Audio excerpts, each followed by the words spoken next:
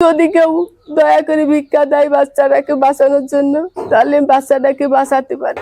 দর্শক, আমি আজকে চলে এসেছি কুষ্টিয়ার পুলিশ লাইনের পিছনে যে 1 নম্বর ওয়ার্ড। তো এই 1 নম্বর ওয়ার্ডের একটি বাসায় এসেছি। আমার কোলে দেখছেন একটি বাবু আছে।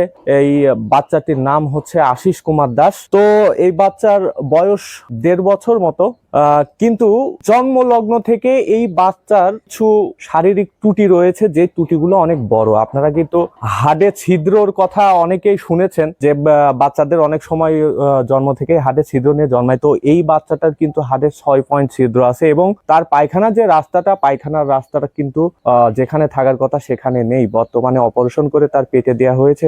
আমি আসছিলাম বিভিন্ন মানুষের কাছ থেকে খোঁজ খবর পেয়ে।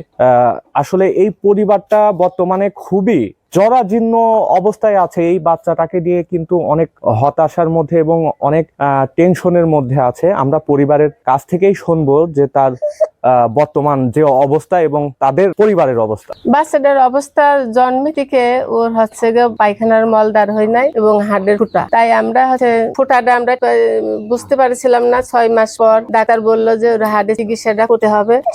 তাই বিভিন্ন রকম ডাক্তার সমীরির কাছে, বসিরির কাছে, রিপাজউদ্দিনের কাছে দেখাইছি। দেখাতে বলে ওরা সবাই বলেছে কুষ্টিয়ার বাইরে নিয়ে যেতে হবে, নিয়ে যেয়ে ওনাকে অপারেশন করতে হবে। তা আমি তো অপারেশন করব, আমার সেইভাবে পরিস্থিতি নাই। আর্থিক অবস্থায় খুব খারাপ। ওর দাদু চালাই রিক্সা, ওর বাবা কোন রকম দিন মজুরি। আমাদের সংসার একভাবে চলে না।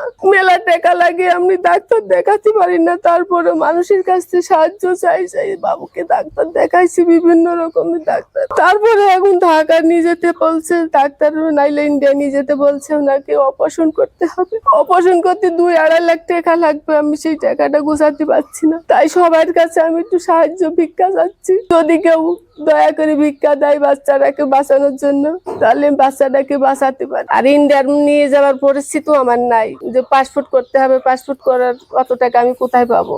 2-3টে পাসপোর্ট করা লাগবে।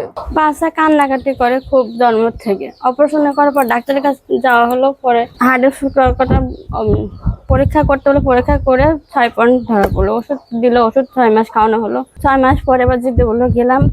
তখন আমি বললাম এই রোগী এখানে ট্রিটমেন্ট করতে পারবো না, ঢাকাতে নেওয়া লাগবে। আর একটা রিপাজউদ্দিনের কাছে দেখানো হলো, উনি তখন ধরা পড়লো 10 পয়েন্ট 6 মাস পর।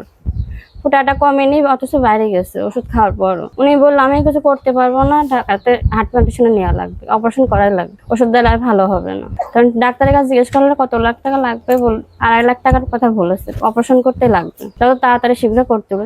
টাকা পয়সা, আর্থিক সমস্যার জন্য আমরা দেখাতে পারি না।